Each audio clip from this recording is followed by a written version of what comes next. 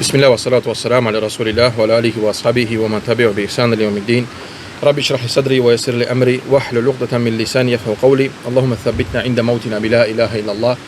اللهم اجعلنا من الذين آمنوا وعملوا الصالحات وتواصوا بالحق وتواصوا بالصبر. آمين رب العالمين. السلام عليكم ورحمة الله.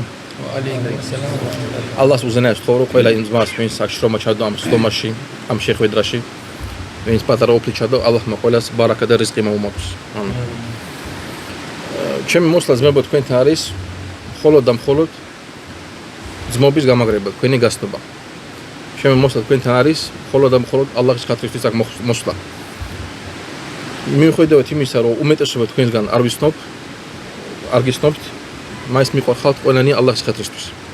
რატო გეუბნებით მაგას? იმიტომ რომ შუმა სალალაჰუ ალეიჰი ვასალამ თქვა, თუ ვიღაცა გიყვარს, უთხარი მაგას, რომ გიყვარს. ეს არის სუნნათი ძმებო. და ალლაჰს ვთხოვ, რომ თქვენ ყველას ბარაკა, ხეირი და იმანი თქვენი გააზიაროს. ამინ. დღეში ვარ, როგორც თქვენ იცით, ზულჰიჯის ყველაზე ბარაკათიანი დღეებში. დასაწყისი 10 დღე არის ყველაზე ბარაკათიანი დღეები. როგორც თქვა შუმა სალალაჰუ ალეიჰი ვასალამ ჰადისში, რომ ყველაზე საუკეთესო დღეები ალლაჰის წინაშე არის ზულჰიჯის თვე. და ალიმები თქვენს რომ სწავლობები თქვენს რომ რამადანის ბოლო 10 დღეც რომ არის ზულჰიჯის 10 დღე უფრო ძირფასია ალლაჰის წინაშე ვიდრე რამადანის 10 დღე. და შეეხება რამადანის 10 ღამეს, რამადანის ღამე უფრო ძირფასია ვიდრე ზულჰიჯის 10 დღე. ამიტომ ეს დღეები ძმებო არის ძალიან ბარაკათიანი. და მაგაზე კაი ვარიანტი ჩვენ არ გვექნება, როგორც ეხლა ჩვენ ვართ. ჩვენ შეიძლება სხვა დღეებში ყოფილი ვიყავით გაკვეთილზე, მაგრამ რახან ჩვენ შევიკრიფეთ ამ ბარაკათიან დღეებში. ეხლა თქვენთან ერთად გაკვეთილს და ეხლა ვკითხულობთ და ზიქრებს ვაკეთებ და ასე შემდეგ, ეს არის ძალიან დიდი ნეიმათი. იმიტომ რასაც ჩვენ ეხლა ვაკეთებ ძმებო, გაკვეთილი გვაქვს, ალლაჰს ვისწრებ და ასე შემდეგ, ეს არის თაყვანისცემა. ეს არის თაყვანისცემა ალლაჰის მიმართ. როგორც ლოცვას აქვს თავისი პირობები, როგორც მარხვას აქვს თავისი პირობები, როგორც ჰაჯს აქვს თავისი პირობები და თავისი მადლი, გაკვეთილის აღება, ცოდნის მიღება არის, მაგასაც აქვს თავისი მადლი, თავისი პირობები. ესეთი პირობა არის ყურადღებით მოსმენა. ასევე ესეთი პირობა არის, რომ შევეცადო გაკვეთილის დროს ყურადღება არ გადავიტანო სხვა რაღაცას და ნაკლებად ვიხმაურო. რატომ მე ეს არის თაყვანისცემა. ჩვენ როცა ლოცვაში ვდგებით, ჩვენ ხო ლოცვაში ვართ, ალლაჰუ აკბარ ვთქვით. ჩვენ ხო იქით-აქეთ არ ვიყურებით, ტელეფონს ხო არ ვიღებთ. ხო ცოტა ხანი გავალ ნამაზიდან, ვიპასუხებ და მე შემოვა ნამაზში. ეგრე ხო არ ვაკეთებ ჩვენ. გაკვეთილის აღებას ეგაც მე არის თაყვანისცემა, დიდი უზარმაზარი თაყვანისცემა. როგორც თქვა შეიხმა უთეიმინმა იბნ უთეიმინ, ალლაჰმა იგი შეიწყალოს, რომ ცოდნის მიღება არის ერთ-ერთი ყველაზე დიდი მადლი. რატომ? იმიტომ ცოდნაზე არის დაფუძნებული ყველაფერი. შენი ლოცვა, შენი მარხვა, შენი ხაჯი, შენი ურთიერთობა ძმებთან, ისაც როგორ იჯდე ხალხთან, ყველაფერი არის დაფუძნებული ცოდნაზე. ალლაჰმა ყურანში რა თქვა? რომ ანუ უთხრა შუმავას რომ სთხოვე ალლას რა ცოდნა. რაბბი ზიდნი ილმა. ღმერთო მომიმატე მე ცოდნა. ასეთ არ წერია ყურანში, ღმერთო მომიმატე ფული, მომიმატე რიზყი, მომიმატე ბიზნესი და ასე შემდეგ. ყველა ყურანში წერია რაბბი ზიდნი ილმა. ღმერთო ჩემ მომიმატე ცოდნა. ეს არის ძალიან დიდი წყალობა ძმებო. მე მინდა რა ვთქვა, 5 ივნის იმასთან დაკავშირებულად ეს არის ზულჰიჯის თვე. 5 ივნის არის არაფათის დღე ძმებო. არაფათის დღე არის ერთ-ერთი ყველაზე ბარაკათიანი დღე. შუმა სალალაჰუ ალეიჰი ვასალამ თქვა, ვინც ემარხულებს არაფათის დღეს, მაგას ეპატიება წარსული ცოდვები და მომავალი წლის ცოდვები. ერთი დღეზე ამოვიდეს ძმებო. ამ ხელ დიდი მადლია. ეს არის ჩემი პატარა შეხსენება თქვენთვის. მე ძმებო, არ ვიცი თქვენ შეიძლება უყურებდით ჩემ გაკვეთილებს, რაც შეეხება განზრახვას. ჩვენ ახლა დავიწყეთ ძმებთან ერთად, ალჰამდულილლა, მეორე წიგნი, რომელიც ქვია რიადუს სალიჰინ, მართალინის ბაღები. ეს არის შეიხ იმამ ნავავის წიგნი, რომელსაც ხსნის მაგას შეიხ იბნ უთეიმინ. ალლაჰმა ისინი ორივე შეიწყალოს. ამინ.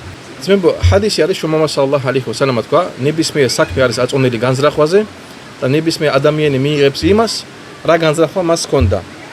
ვინც გააკეთა გადასვლა ალლაჰისკენ და შუმავალისკენ, გააკეთა გადასვლა ალლაჰისკენ და შუმავალისკენ. ვინც გააკეთა გადასვლა, ანუ ჰიჯრა დუნიისთვის, ანიმისთვის რომ ქალი მოიყვანოს ცოლად, გადავიდა იქ, სადაც აკეთებდა გადასვლა, ანუ სადაც აკეთებდა ჰიჯრა. აი შეკითხა თქვენ ძმებო ეხლა. რას ნიშნავს ინნამალ ამალუ ბინიათ? ნებისმიერი საქმე არის აწონილი განზრახვით. ვინ მეტყვის? როგორ იგებთ ამ სიტყვებს? ნებისმიერი საქმე არის აწონილი განზრახვით.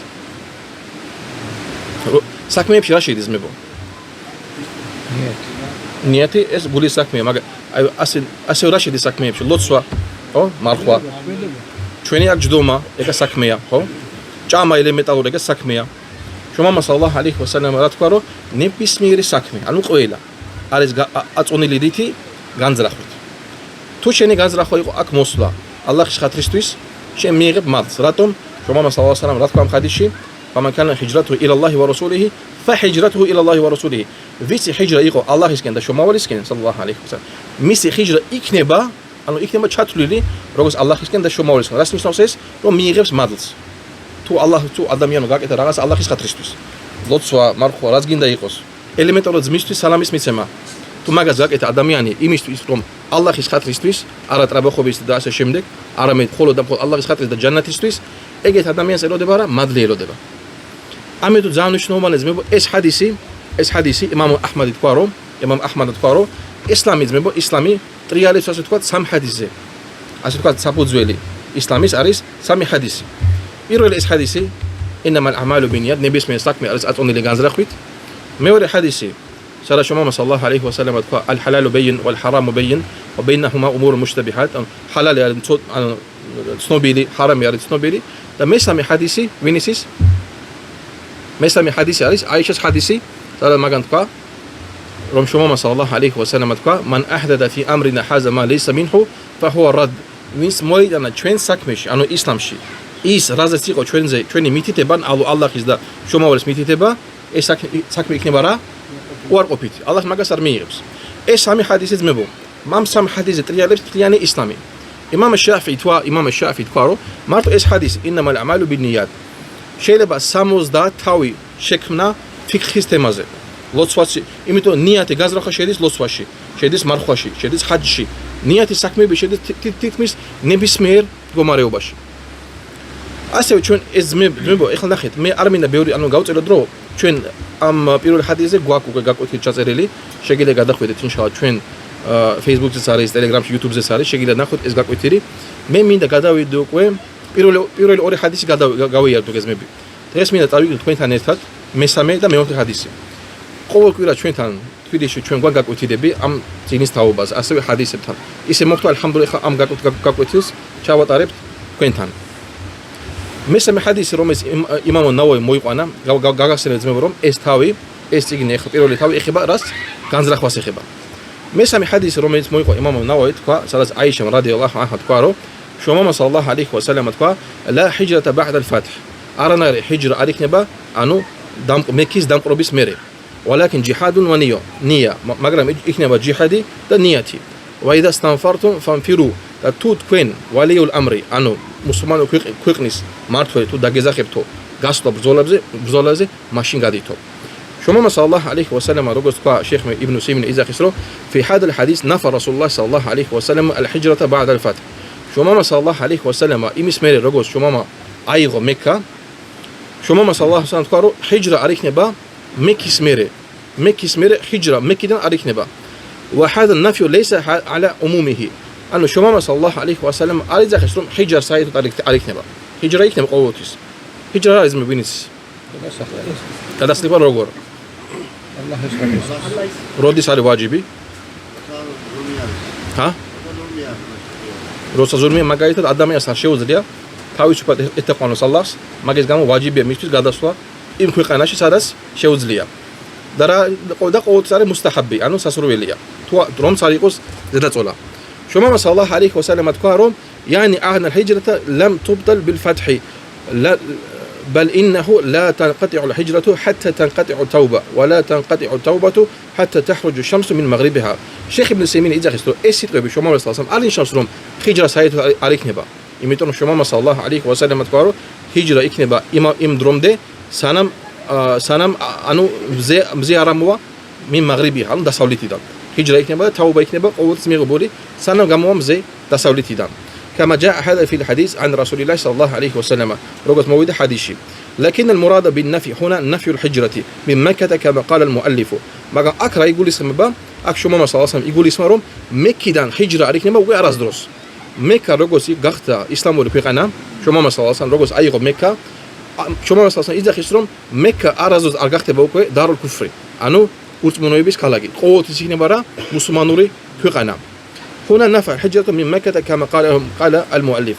وكانت مكة تحت سيطرة المشركين ده مكة يقو مشركي بس خيرش يعني مشركي بس زاليس كويش وأخرجوا منها رسول الله صلى الله عليه وسلم ده شمول صلى الله عليه وسلم قاعدس مكة دان فهاجر صلى الله عليه وسلم بإذن ربه إلى المدينة ده شمول صلى الله عليه وسلم ثاوي غميتس نبي قداوي صاد مدينة شيء وبعد 8 سنوات رجع النبي صلى الله عليه وسلم إلى مكة فاتحا مظفرا منصورا ده روات الاسميري دابرون ده شمول صلى الله عليه وسلم وكا مكة شيء توقوي როგორც მოგებული ძლიერი დააპყრო მეკა უკან დაიბრუნა فصارت مكة بلد كونها بلد كفر صارت بلد إيمان და მაგის მერე როცა მეკა იყო كفრის ანუ არ იყო ისლამური ადგილი ისლამური ქვეყანა მაგის მერე გახდა უკვე ისლამური ქვეყანა وبلد إسلام ولم يكن منها هجرة بعد ذلك და მაგის მერე მეკიდან ჰიჯრა უკვე არასდროს არ იქნება وفي هذا دليل على أن مكة لم تعود لتكون بلد كفر და ეს არის იმის დალილი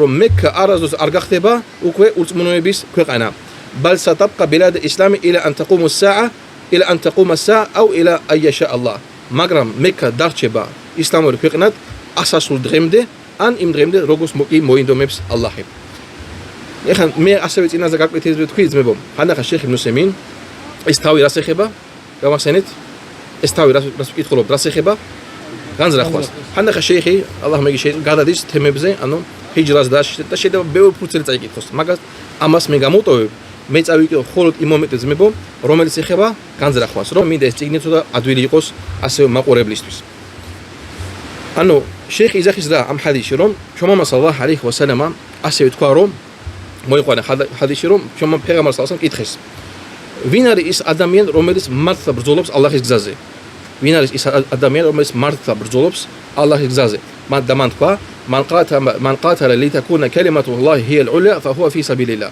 ვინც იბრძოლა იმისთვის რომ ალლაჰის სიტყვა ყოფილიყო ყველაზე მაღლა ეგეთი ადამიანი არის რა ალლაჰის გზაზე ანუ ბრძოლობს ალლაჰის გზაზე შეიხი იძახის აქ რას ადამიანი რომელიც გადის ნებისმიერ საქმეზე რომც იყოს ჯიჰადი ეგეთ დიდი მადლიანი საქმე მაგას არ დაიქოა რომ ალლაჰის გზაზე ბრძოლობს სანამ რა მაგას არ იქნება განზრახვა რომ მე მაგას ვაკეთებ იმისთვის რომ ალლაჰის სიტყვა იყოს ყველაზე მაღლა ასევე შეიხი იძახის რას მაგალითად წარმოვიდგინეთ რომ არის ისლამური ქვეყანა სიტყვაზე რაღაც ისლამური ქვეყანა და მოვიდა მტერი იმისთვის რომ წაართვას მუსლიმანებს ეს ქვეყანა იქ ხალხი არის სხვადასხვანაირი ზოგი ხალხი არის გადის ბრძოლაზე იმის რომ მისი სახლია მან იმის გამო რომ მისი ეროვნებაა მან იმის გამო რომ მხოლოდ მიწა რომელიც ეს დაიბადა მაგის გამო გადის მან შეიხ იბნ უსეიმინ იძახის რომ არც ერთი მაგალგან ვინც წავიდა მაგის გამო ბრძოლაზე არ ითვლება როგორც რა მუჯაჰიდი ალლაჰის გზაზე რატომ იმიტომ ნიათი რა ქვია შომამა სალალაჰ რა თქვა ვინ არის ალლაჰის გზაზე ვინ